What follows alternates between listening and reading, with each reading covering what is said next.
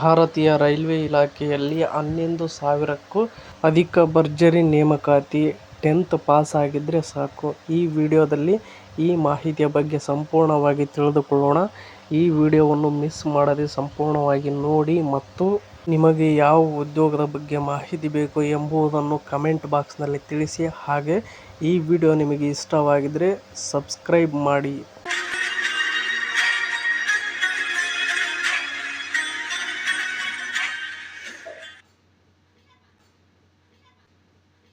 ಭಾರತೀಯ ರೈಲ್ವೆ ನೇಮಕಾತಿ ಮಂಡಳಿಯು ದೇಶಾದ್ಯಂತ ಯುವಜನತೆಗೆ ದೊಡ್ಡ ಮಟ್ಟದ ಉದ್ಯೋಗಾವಕಾಶವನ್ನು ಕಲ್ಪಿಸಿದೆ.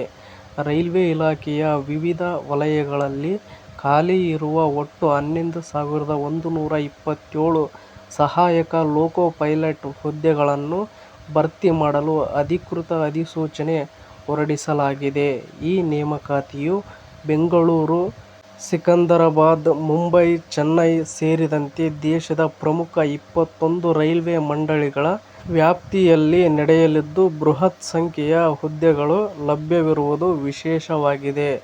ಇನ್ನು ನೆಕ್ಸ್ಟ್ ನೋಡುವುದಾದರೆ ಶೈಕ್ಷಣಿಕ ಅರ್ಹತೆ ಮತ್ತು ವಯೋಮಿತಿಯನ್ನು ನಾವು ನೋಡುವುದಾದರೆ, ಈ ತಾಂತ್ರಿಕ ಹುದ್ದೆಗಳಿಗೆ ಅರ್ಜಿ ಸಲ್ಲಿಸಲು ಅಭ್ಯರ್ಥಿಗಳು ಕನಿಷ್ಠ 10ನೇ ತರಗತಿ ಪಾಸ್ ಆಗಿರಬೇಕು ಮತ್ತು ಇದರೊಂದಿಗೆ ಸಂಬಂಧಪಟ್ಟ ಟ್ರೇಡ್ಗಳಲ್ಲಿ ITI ಅಥವಾ ಡಿಪ್ಲೊಮಾ ವಿದ್ಯಾರ್ಹತೆಯನ್ನು ಹೊಂದಿರುವುದು ಕಡ್ಡಾಯವಾಗಿದೆ. ಅಭ್ಯರ್ಥಿಗಳ ವಯೋಮಿತಿಯನ್ನು ಜುಲೈ 1, 2026ಕ್ಕೆ ಅನ್ವಯವಾಗುವಂತೆ ಕನಿಷ್ಠ 18 ವರ್ಷ ಹಾಗೂ ಗರಿಷ್ಠ 30 ವರ್ಷಗಳ ನಡುವೆ ನಿಗದಿಪಡಿಸಲಾಗಿದೆ.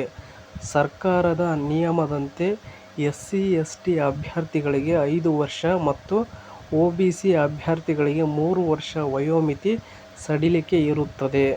ಇನ್ನು ನೆಕ್ಸ್ಟ್ ನಾವು ನೋಡುವುದಾದರೆ ಅರ್ಜಿ ಸಲ್ಲಿಸುವ ಪ್ರಕ್ರಿಯೆ ಮತ್ತು ದಿನಾಂಕಗಳ ಬಗ್ಗೆ ನಾವು ನೋಡುವುದಾದರೆ, ಅರ್ಹ ಅಭ್ಯರ್ಥಿಗಳು ಆನ್ಲೈನ್ ಮೂಲಕ ಮಾತ್ರ ಅರ್ಜಿ ಸಲ್ಲಿಸಲು ಅವಕಾಶ ನೀಡಲಾಗಿದೆ.